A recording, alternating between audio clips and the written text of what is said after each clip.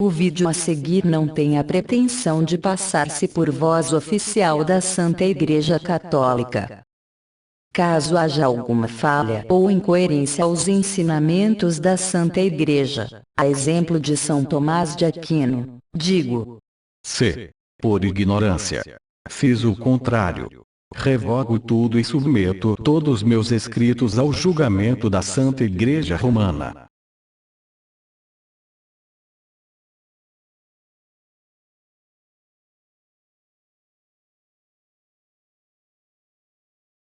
Não peças coisa alguma a Deus, senão Deus mesmo.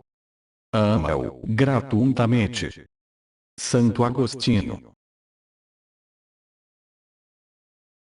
Necessidade da oração. Santo Afonso Maria de Ligório.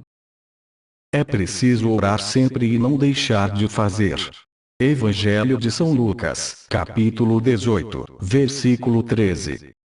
É certo que Deus, excetuando as primeiras graças, tais como a vocação para a fé ou a penitência, nenhuma outras graças concede em regra geral, e menos ainda a perseverança, senão àquele que ora. Pelo que a oração é necessária aos adultos por necessidade de meio, de modo que o que ora, certamente se salva, e o que não ora, certamente se condena. Este será o maior motivo de desespero para os condenados às penas eternas, verem que tão facilmente se podiam salvar pela oração, e que não há mais tempo para orar. Meu irmão, como usaste até hoje deste grande meio?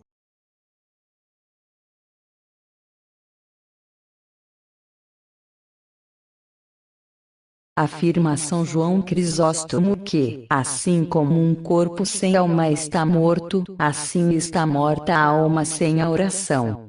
Diz ainda que, assim como a água é necessária às plantas para não murcharem, assim nos é necessária a oração para não nos perdermos. Acima de tudo, recomendo que se façam preces, orações, súplicas, ações de graças por todos os homens.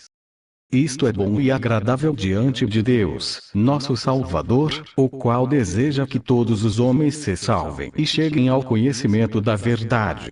Primeira Epístola de São Timóteo, capítulo 2, versículos 1 a 3.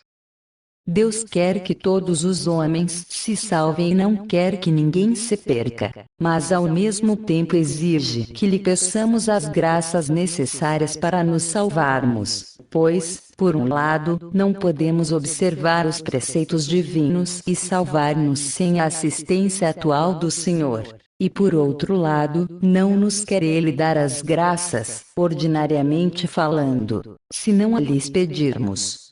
O Santo Concílio de Trento declarou que Deus não nos impõe ordens impossíveis, visto dar-nos, ou a graça próxima e atual para as cumprirmos, ou a graça de lhe pedirmos e essa graça atual.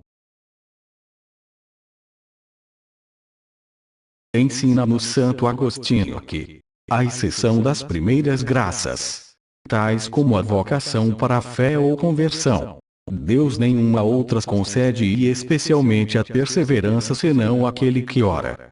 Daqui concluem os teólogos, como São Basílio, Santo Agostinho mesmo, São João Crisóstomo, Clemente de Alexandria e outros, que a oração é necessária aos adultos por necessidade de meio, de modo que sem a oração é impossível salvarem-se. E o sábio Lécio diz que esta doutrina se deve considerar artigo de fé. As Sagradas Escrituras são claras. Orai, para não cairdes em tentação. Pedi e recebereis. Orai sem cessar. Estes termos. É preciso. Orai. Pedi.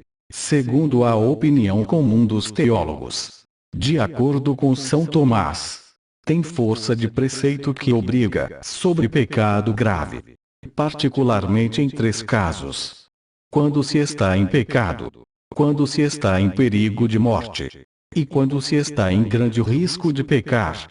Os teólogos ensinam que ordinariamente o que passa um mês ou, quando 2, sem rezar, não está livre de pecado mortal. A razão é de que a oração é um meio, sem o qual não podemos obter os socorros necessários para nos salvarmos.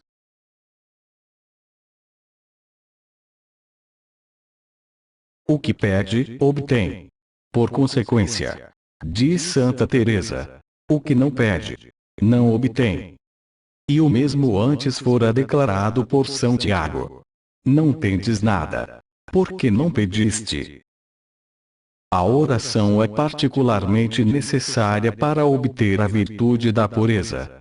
Sabendo que não podia ser continente, sem que Deus o desse, recorri ao Senhor e lhe pedi. Livro da Sabedoria, capítulo 8, versículos 20 e 21. Numa palavra concluamos: o que reza, certamente se salva. O que não reza, certamente se condena. Todos os que se salvaram, salvaram-se pela oração. Todos os que se condenaram, condenaram-se porque não rezaram. O seu maior motivo de desespero no inferno será o verem que tão facilmente se podiam salvar pela oração, e que não há mais tempo para rezar.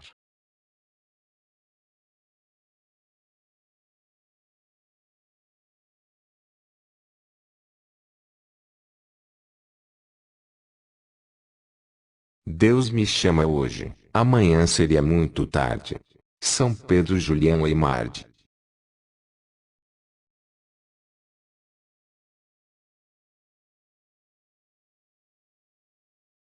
Muitos dos que procuraram a Deus às 11 horas, morreram às 10h30.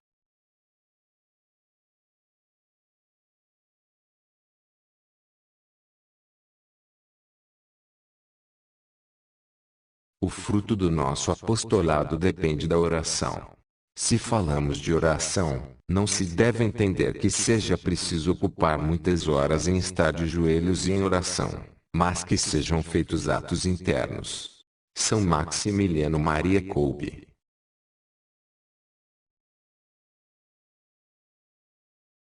O Santo Rosário é a mais divina das devoções. São Carlos Borromeu.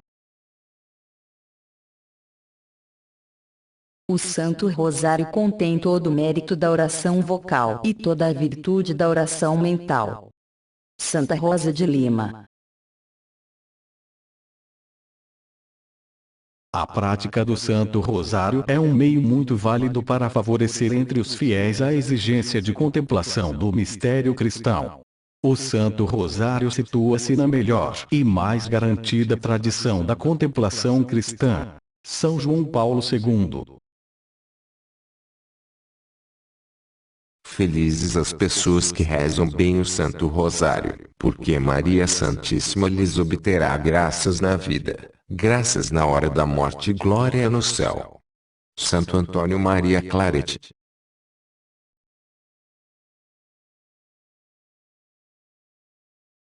Mediante o Santo Rosário, o povo cristão aprende com Maria Santíssima a contemplar a beleza do rosto de Cristo, e a experimentar a profundidade do seu amor.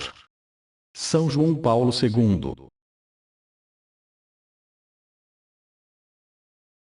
O homem mais poderoso é o que reza, porque se faz participante do poder de Deus. São João Crisóstomo.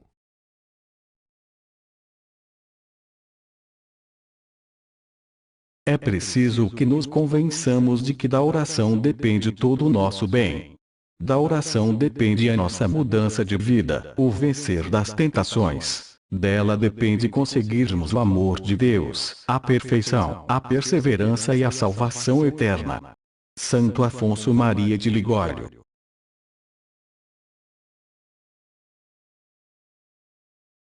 Para que nossa oração seja ouvida não depende da quantidade de palavras, mas do fervor de nossas almas.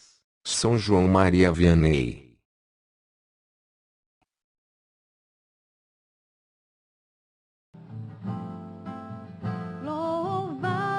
Aleluia! Louvai, ó servos do Senhor, louvai o nome do Senhor. Bendito seja o nome do Senhor, agora e para sempre. desde o nascer ao pôr do sol, seja louvado o nome do Senhor. O Senhor é excelso sobre todos os povos, sua glória ultrapassa a altura dos céus. Quem se compara ao Senhor, nosso Deus, que tem seu trono nas alturas, e do alto olha o céu e a terra. Ele levanta do pó o indigente e tira o pobre do monturo, para, entre os príncipes, fazê-lo sentar, junto dos grandes de seu povo. Salmo 112.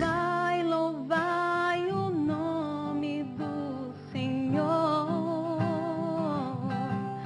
Bendito seja o nome do Senhor. Agora e por toda eternidade.